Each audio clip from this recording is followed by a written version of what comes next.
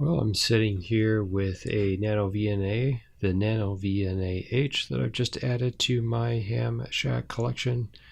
And I'm wondering if you are considering purchasing a device like this one, if you are aware of the missing accessory.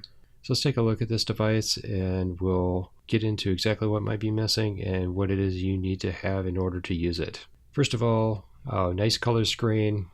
Up to 4 measurements possible. You see them color coded so they're easier to read. It's easy to configure them down to fewer than that if you would like. Make it simpler to look at specifically the SWR or something like that. This comes with SMA style ports 1 and 2. There's a rocker up here that will allow you to initiate the menu.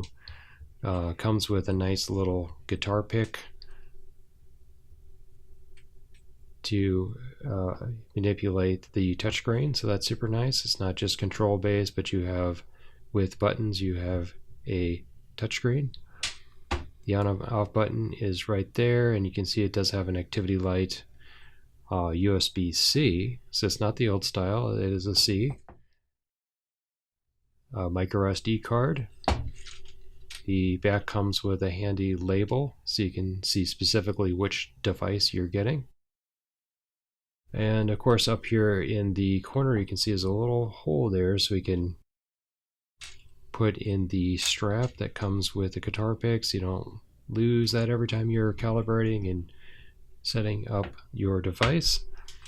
It comes with the caps that you'll need to calibrate it. There's 3 of them. And a USB-C to C. Finally, there are 2 patch cables,